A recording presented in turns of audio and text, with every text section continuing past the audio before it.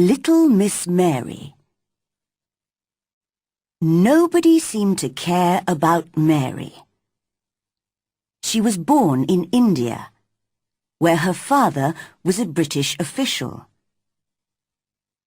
He was busy with his work, and her mother, who was very beautiful, spent all her time going to parties.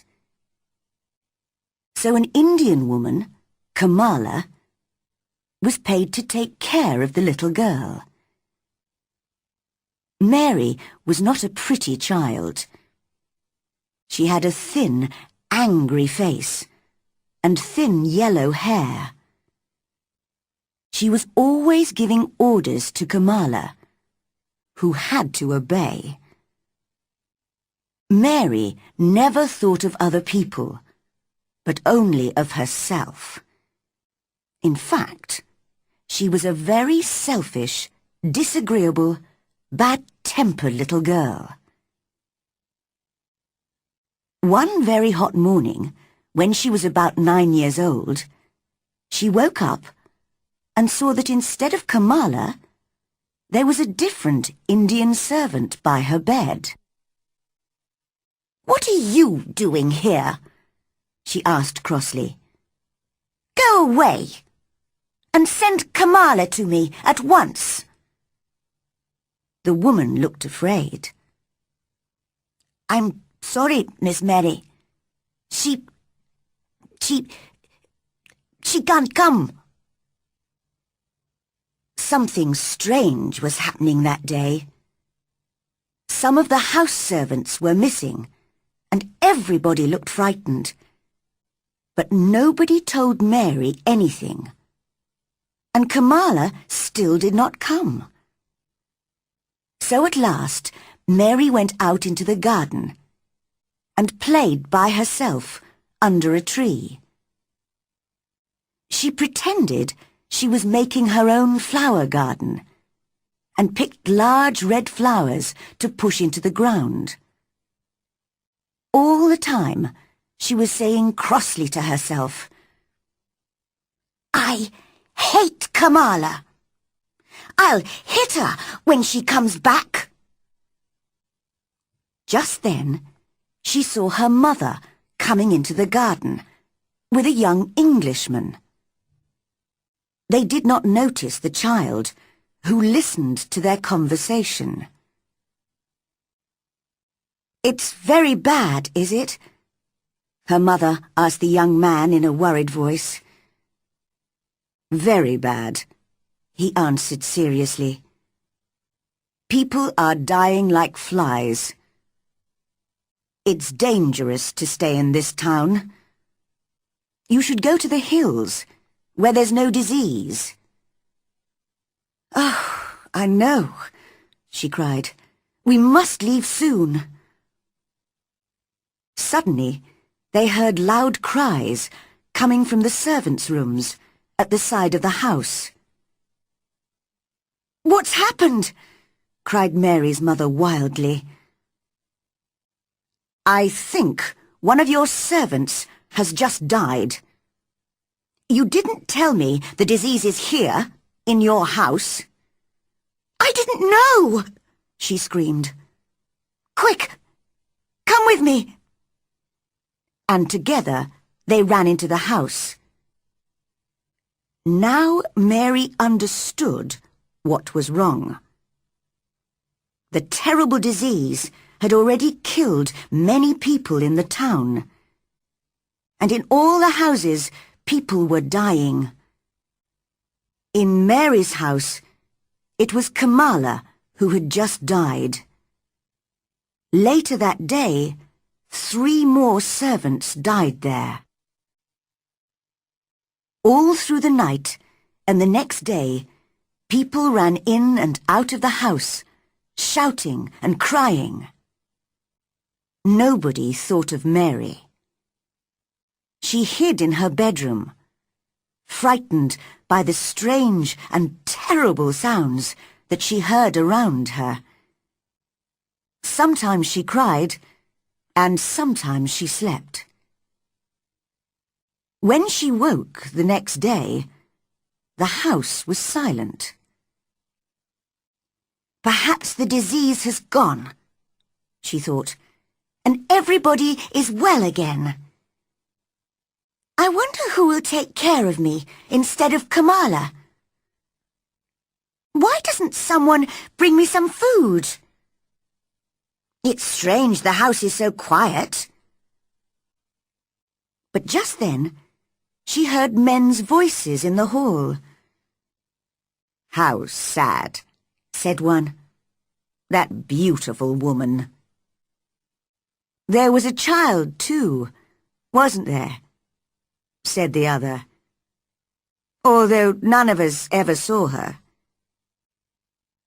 Mary was standing in the middle of her room when they opened the door a few minutes later.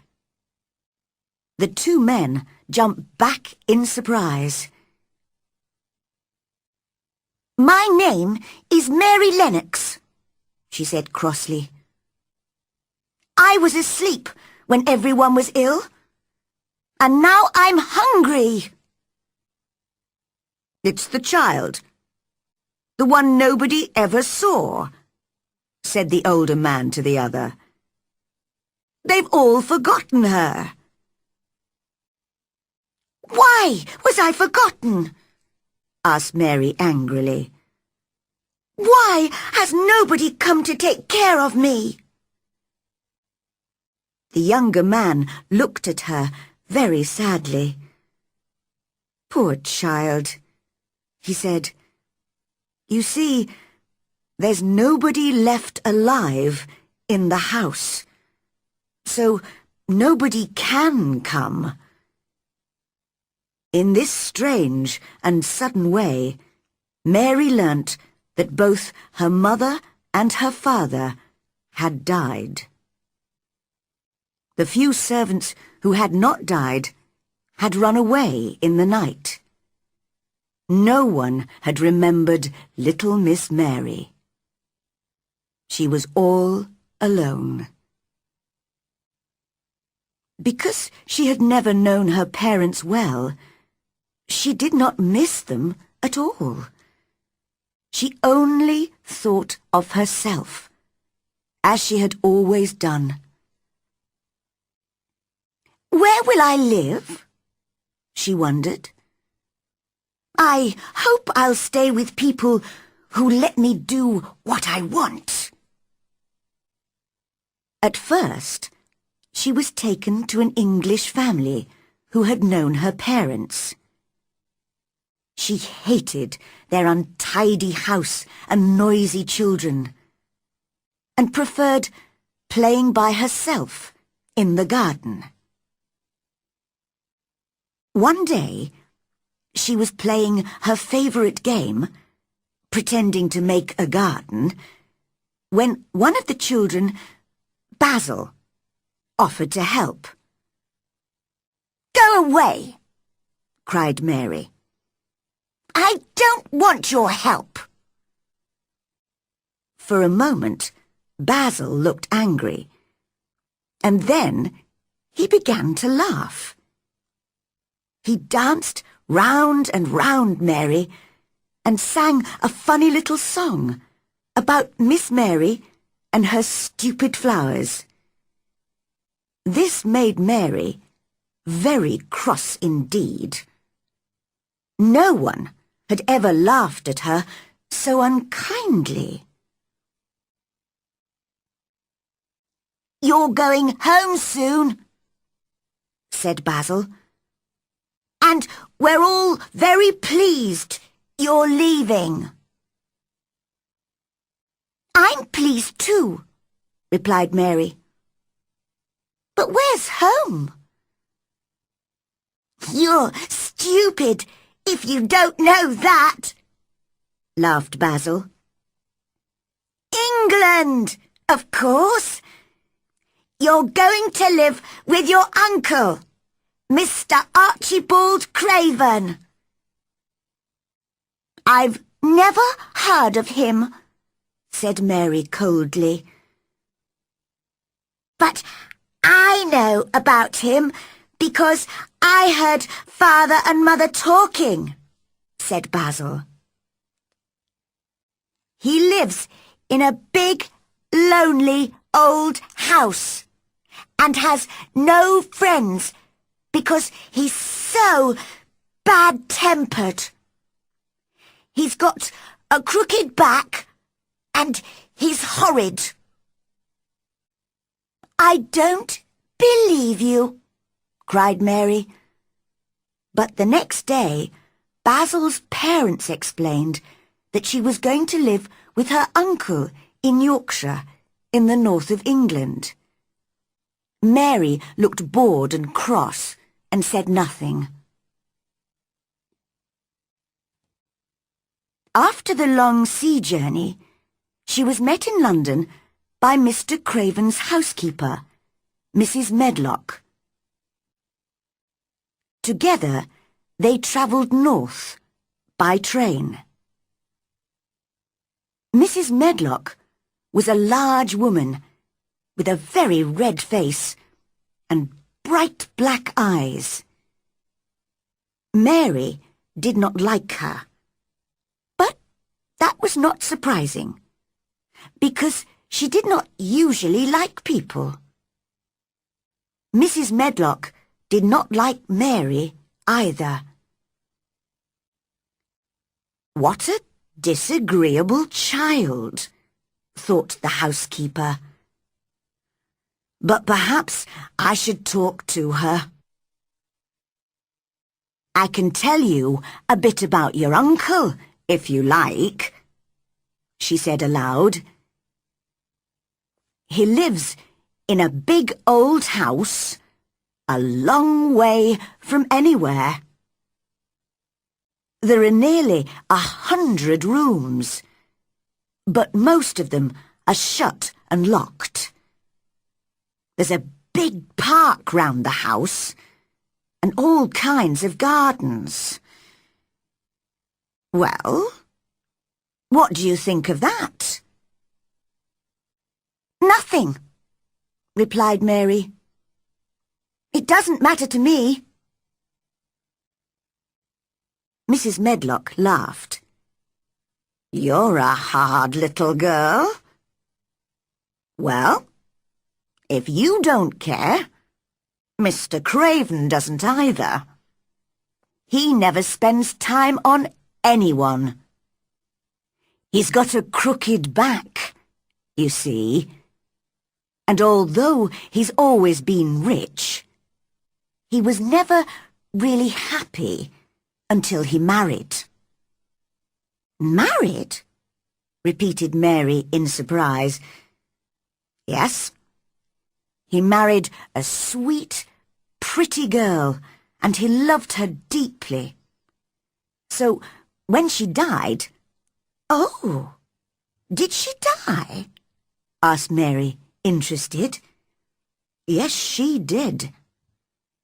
And now he doesn't care about anybody. If he's at home, he stays in his room and sees nobody.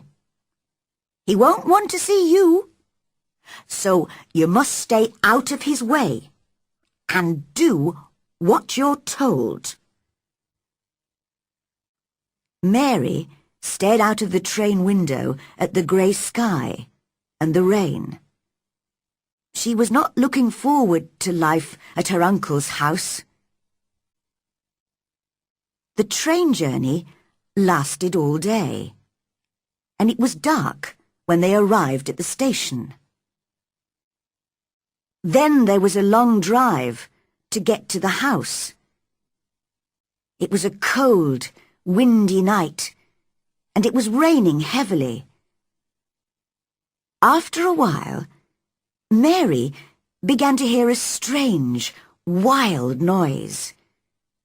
She looked out of the window, but could see nothing except the darkness. "What's that noise?" she asked Mrs. Medlock. It's not the sea, is it?" "No, that's the moor. It's the sound the wind makes, blowing across the moor. What is a moor? It's just miles and miles of wild land, with no trees or houses. Your uncle's house is right on the edge of the moor. Mary listened to the strange, frightening sound. I don't like it, she thought. I don't like it. She looked more disagreeable than ever.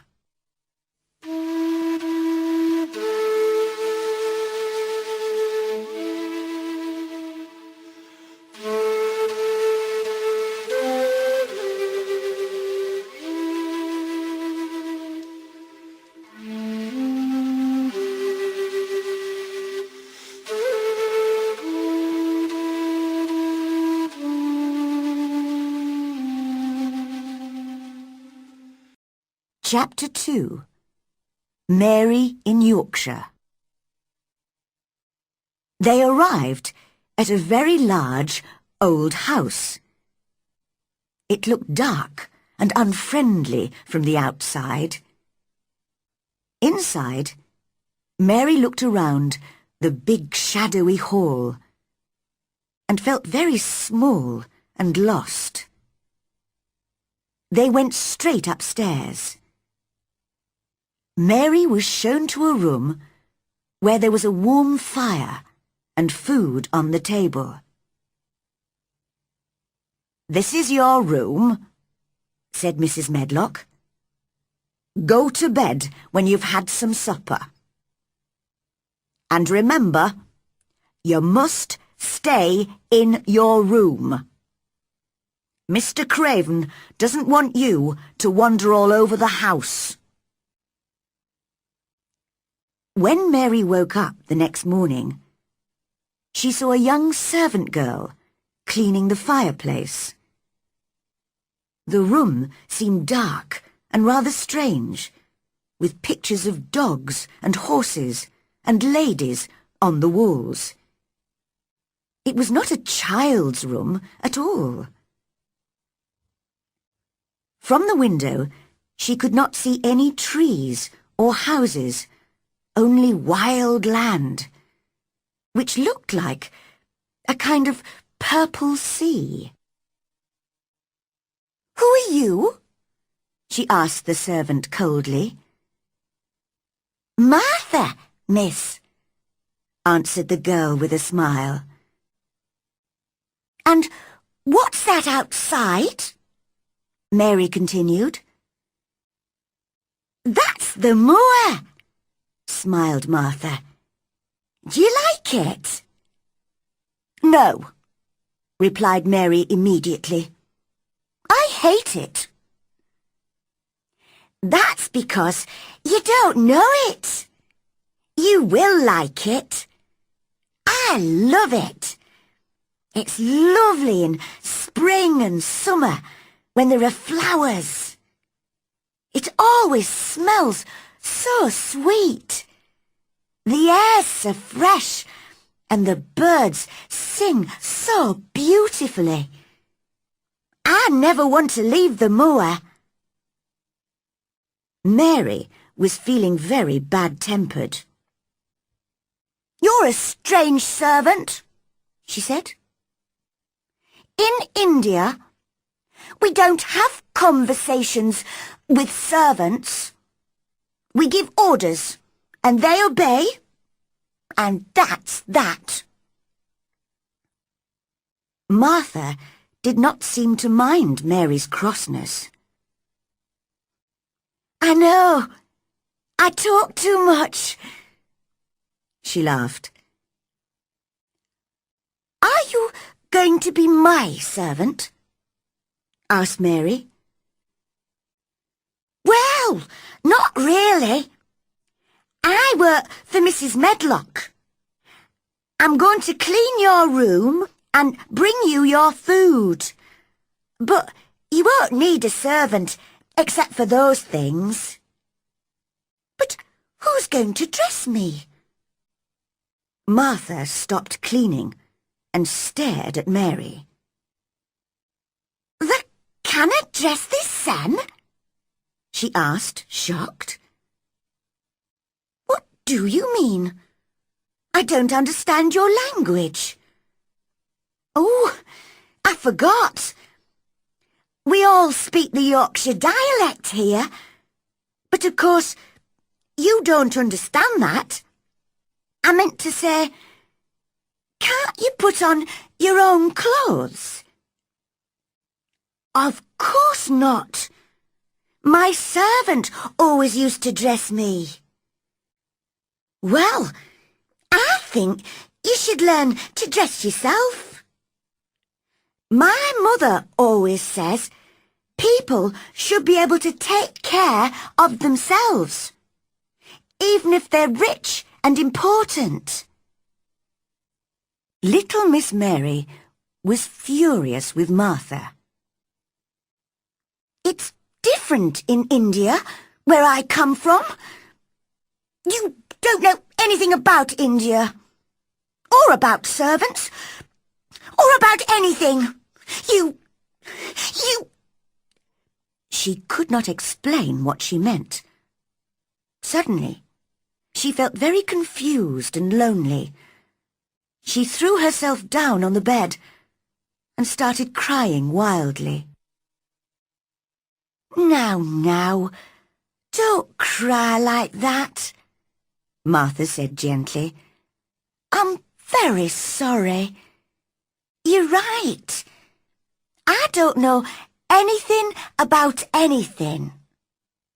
Please stop crying, miss. She sounded kind and friendly, and Mary began to feel better and soon stopped crying. Martha went on talking as she finished her cleaning. But Mary looked out of the window in a bored way and pretended not to listen. I've got 11 brothers and sisters, you know, miss. There's not much money in our house, and they all eat so much food. Mother says it's the good fresh air on the moor that makes them so hungry. My brother Dickon, he's always out on the moor. He's 12, and he's got a horse, which he rides sometimes. Where did he get it? Asked Mary. She had always wanted an animal of her own, and so she began to feel a little interest in Dickon. Oh, it's a wild horse, but he's a kind boy, and animals like him, you see. Now, you must have your breakfast, miss. Here it is, on the table. I don't want it, said Mary. I'm not hungry. What? Cried Martha. My little brothers and sisters would eat all this in 5 minutes. Why? Asked Mary coldly. Because they don't get enough to eat. That's why. And they're always hungry. You're very lucky to have the food, miss. Mary said nothing, but she drank some tea and ate a little bread. Now, put a coat on and run outside to play, said Martha. It'll do you good to be in the fresh air. Mary looked out of the window at the cold grey sky. Why should I go out on a day like this? She asked. Well, there's nothing to play with indoors, is there? Mary realized Martha was right. But who will go with me? She said. Martha stared at her. Nobody. You'll have to learn to play by yourself. Dickon plays by himself on the moors for hours, with the wild birds and the sheep and the other animals. She looked away for a moment. Perhaps I shouldn't tell you this, but one of the walled gardens is locked up. Nobody's been in it for 10 years. It was Mrs. Craven's garden, and when she died so suddenly, Mr. Craven locked it and buried the key. Oh, I must go. I can hear Mrs. Medlock's bell ringing for me. Mary went downstairs and wandered through the great empty gardens. Many of the fruit and vegetable gardens had walls round them, but there were no locked doors. She saw an old man digging in one of the vegetable gardens, but he looked cross and unfriendly, so she walked on. How ugly it all looks in winter, she thought. But what a mystery the locked garden is. Why did my uncle bury the key? If he loved his wife, why did he hate our garden? Perhaps I'll never know. I don't suppose I'll like him if I ever meet him, and he won't like me, so I won't be able to ask him. Just then, she noticed a robin singing to her from a tree on the other side of a wall. I think that tree's in the secret garden, she told herself. There's an extra wall here, and there's no way in. She went back to where the gardener was digging and spoke to him. At first, he answered in a very bad-tempered way. But suddenly, the robin flew down near them, and the old man began to smile. He looked a different person then, and Mary thought how much nicer people looked when they smiled. The gardener spoke gently to the robin, and the pretty little bird hopped on the ground near them. "He's my friend, he is," said the old man. "There aren't any other robins in the garden, so he's a bit lonely." He spoke in strong Yorkshire dialect, so Mary had to listen carefully to understand him. She looked very hard at the robin. "I'm lonely too," she said. She had not realized this before. "What's your name?" she asked the gardener. "Ben Weatherstaff. I'm lonely myself. The robin's my only friend, you see." "I haven't got any friends at all," said Mary. Yorkshire people always say what they are thinking, and old Ben was a Yorkshire moorman. "We're alike, you and me," he told Mary.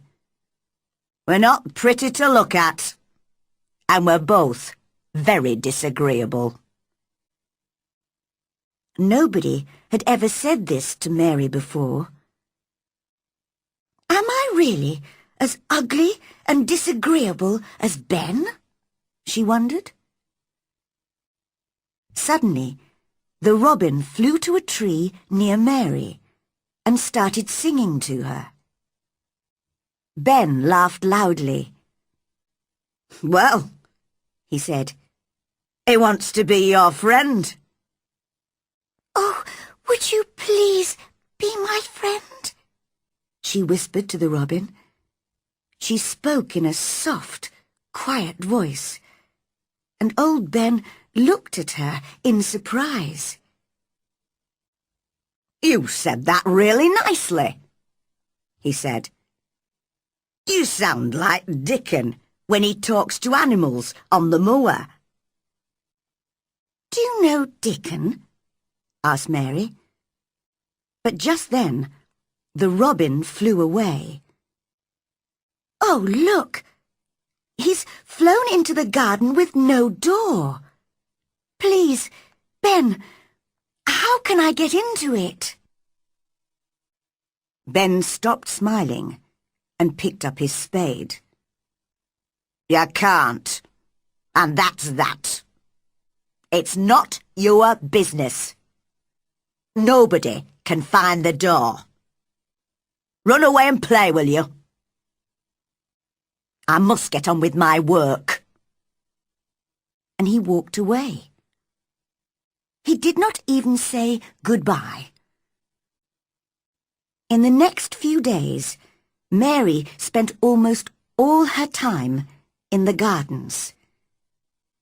The fresh air from the moor made her hungry, and she was becoming stronger and healthier.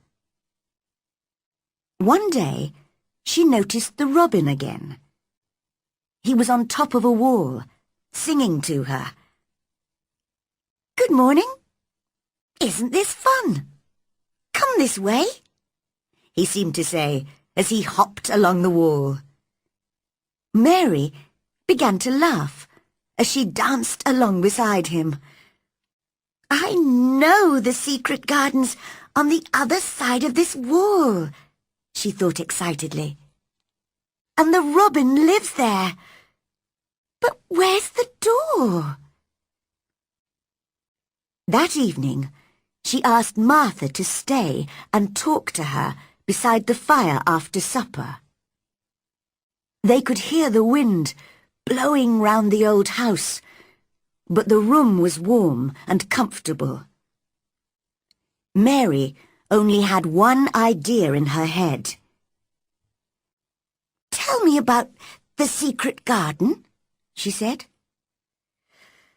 "Well, all right then, miss. But we aren't supposed to talk about it, you know. It was Mrs. Craven's favourite garden. And she and Mr. Craven used to take care of it themselves. They spent hours there, reading and talking. Very happy they were. They used the branch of an old tree as a seat. But one day, when she was sitting on the branch, it broke, and she fell. She was very badly hurt, and the next day, she died. That's why he hates the garden so much, and won't let anyone go in there." "How sad," said Mary. "Poor Mr. Craven." It was the first time that she had ever felt sorry for anyone. Just then, as she was listening to the wind outside, she heard another noise in the house. "Can you hear a child crying?" she asked Martha. Martha looked confused. No," she replied. "No, I think it must be the wind." But at that moment, the wind blew open their door, and they heard the crying very clearly. "I told you!" cried Mary. At once, Martha shut the door.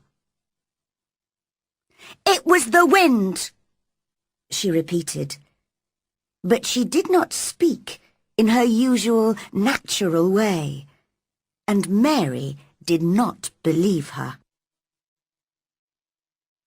The next day it was very rainy, so Mary did not go out.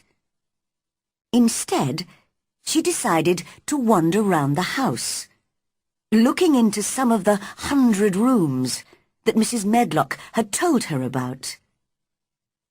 She spent all morning going in and out of dark, silent rooms, which were full of heavy furniture and old pictures.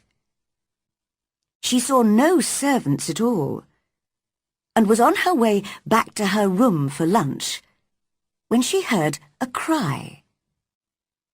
"It's a bit like the cry that I heard last night," she thought.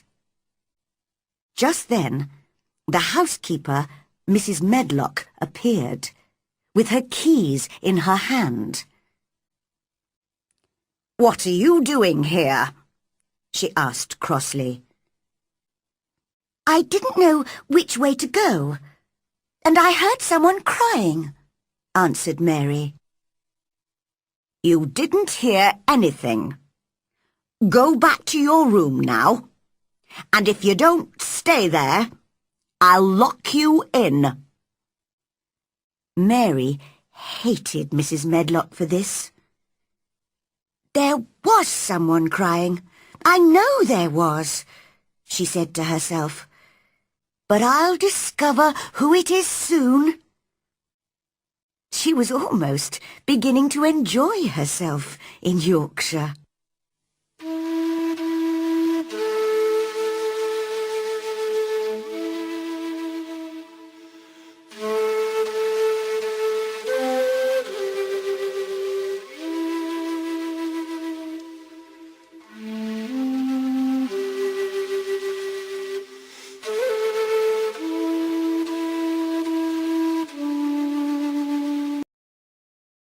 Chapter 3.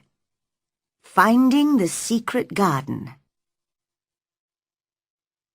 When Mary woke up 2 days later, the wind and rain had all disappeared, and the sky was a beautiful blue. "Spring'll be here soon," said Martha happily. "You'll love the moor then, when it's full of flowers and birds." "Could I get to the moor?" asked Mary. "You've never done much walking, have you? I don't think you could walk the 5 miles to our cottage."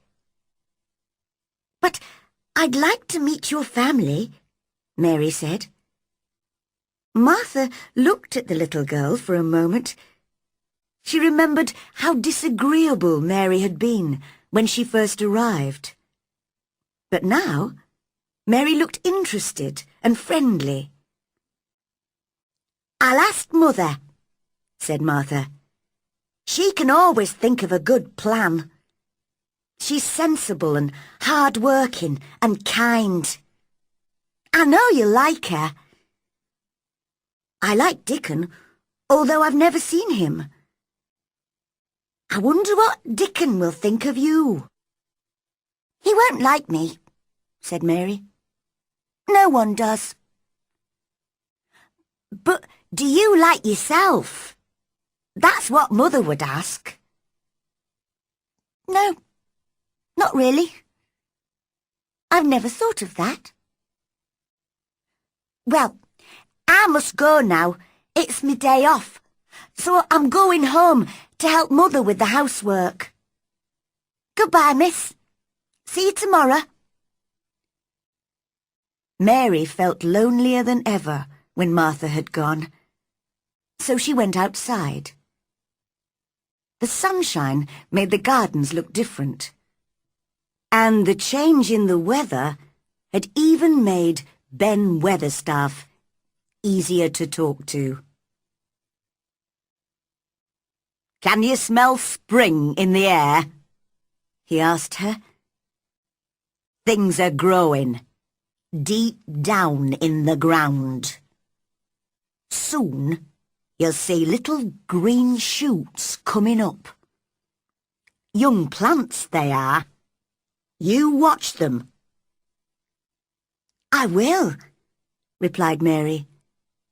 "Oh, there's the robin." The little bird hopped onto Ben's spade. "Are things growing in the garden where he lives?" "What garden?" said Ben in his bad-tempered voice. You know, the secret garden. Are the flowers dead there? She really wanted to know the answer. Ask the robin, said Ben crossly. He's the only one who's been in there for the last 10 years.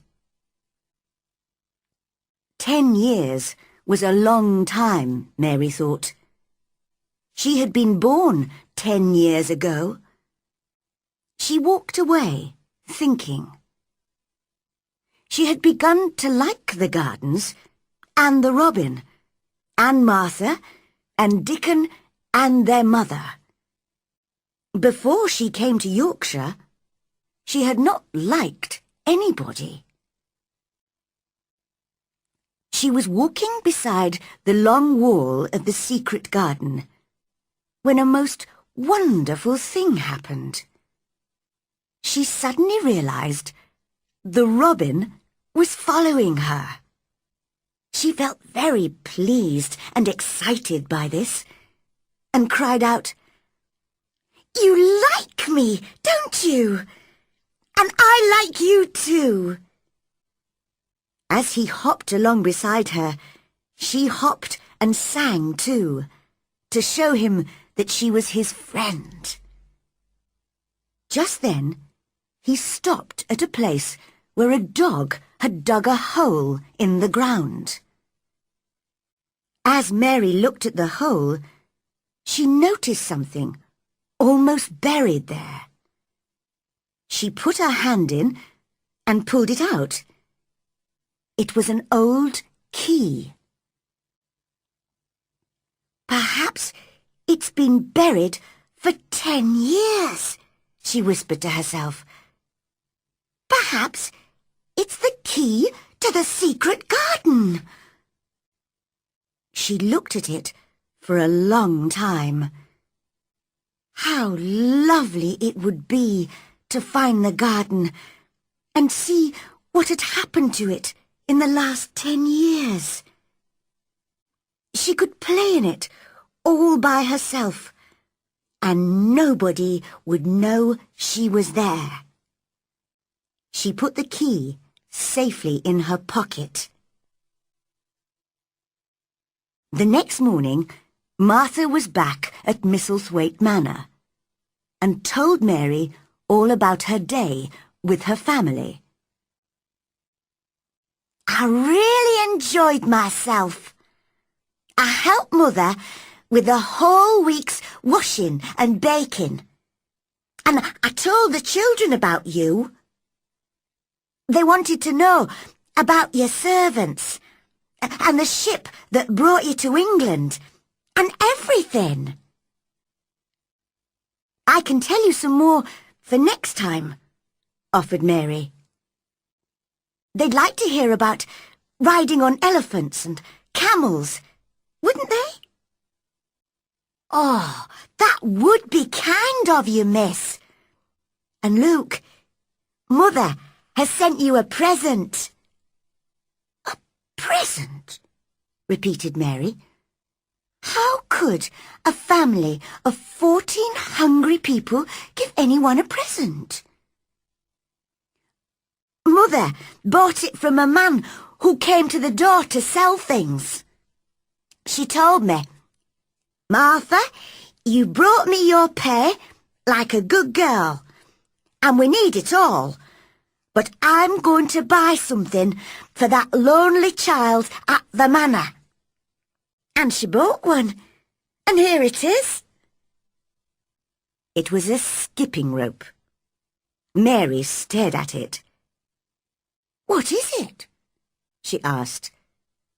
"Don't they have skipping ropes in India?" "Well, this is how you use it. Just watch me." Martha took the rope and ran into the middle of the room.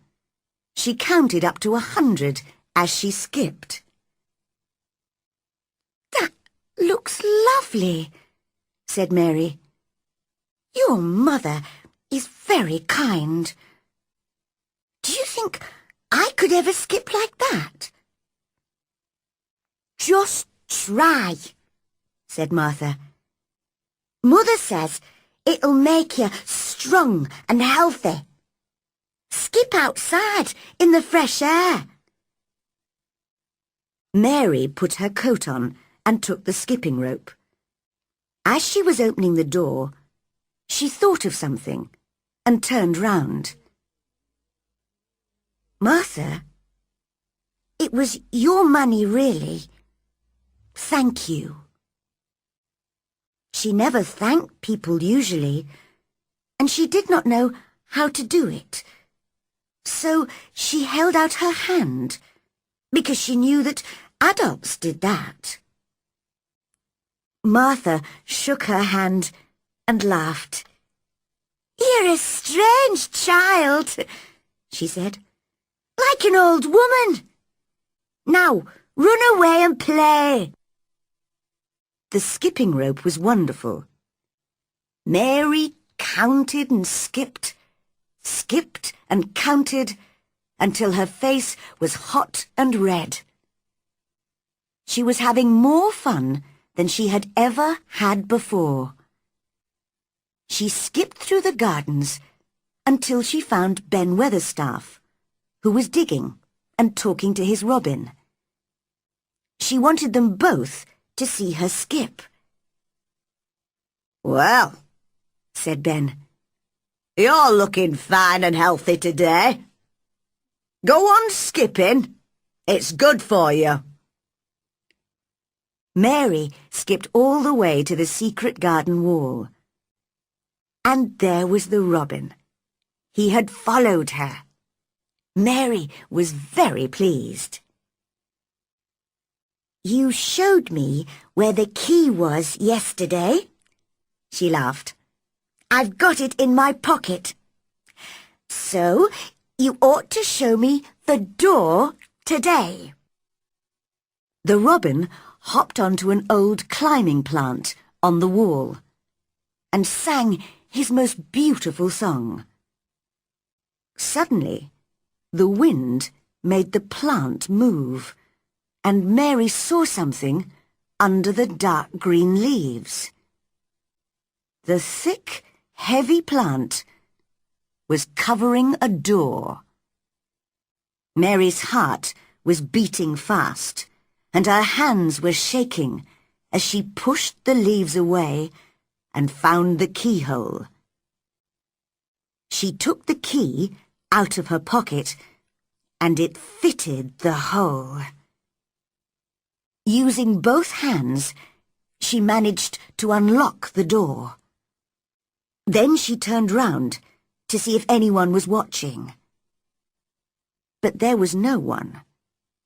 So she pushed the door, which opened slowly for the first time in 10 years. She walked quickly in and shut the door behind her. At last, she was inside the secret garden. It was the loveliest, most exciting place she had ever seen. There were old rose trees everywhere, and the walls were covered with climbing roses. She looked carefully at the grey branches. Were the roses still alive? Ben would know. She hoped they weren't all dead. But she was inside the wonderful garden in a world of her own. It seemed very strange and silent, but she did not feel lonely at all. Then she noticed some small green shoots coming up through the grass.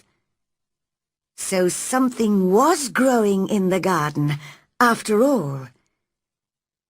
When she found a lot more shoots in different places, she decided they needed more air and light.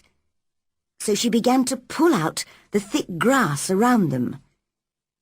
She worked away, clearing the ground for 2 or 3 hours, and had to take her coat off because she got so hot.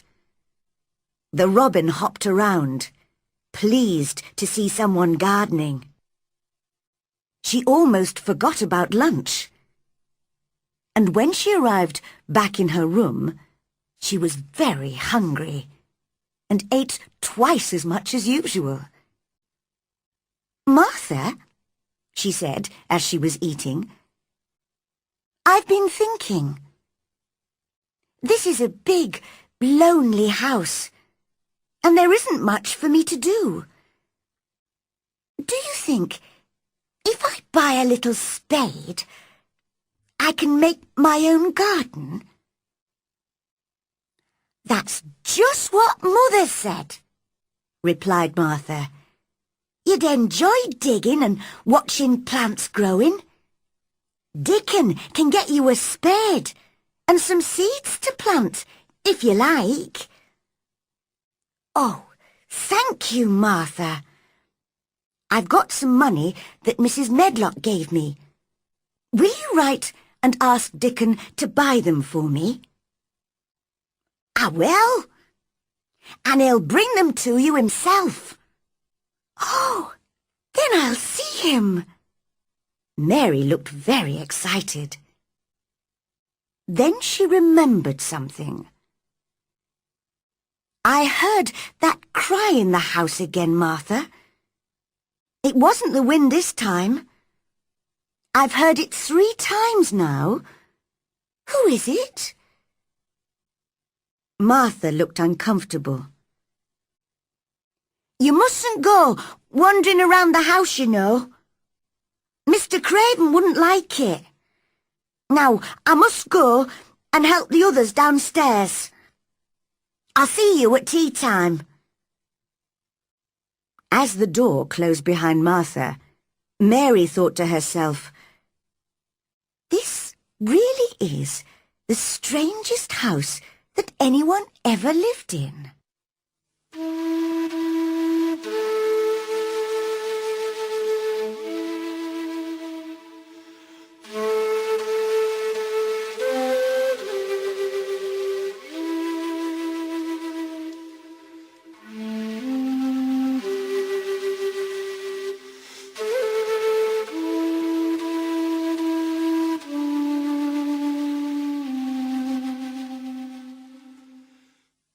Chapter 4. Meeting Dickon. Mary spent nearly a week working in the secret garden. Each day she found new shoots coming out of the ground. Soon there would be flowers everywhere, thousands of them. It was an exciting game to her. When she was inside those beautiful old walls, no one knew where she was. During that week, she became more friendly with Ben, who was often digging in one of the vegetable gardens. "What are your favourite flowers, Ben?" she asked him one day. "Roses. I used to work for a young lady who loved roses, you see, and she had a lot in her garden. That was 10 years ago, but she died. Very sad it was." "What happened to the roses?" asked Mary. "They were left there, in the garden." "If rose branches look dry and grey, are they still alive?" asked Mary. It was so important to know. "In the spring, they'll show green shoots, and then—" "But why are you so interested in roses?" he asked. Mary's face went red. "I just wanted to pretend I've got a garden. I haven't got anyone to play with." "Well, that's true," said Ben. He seemed to feel sorry for her.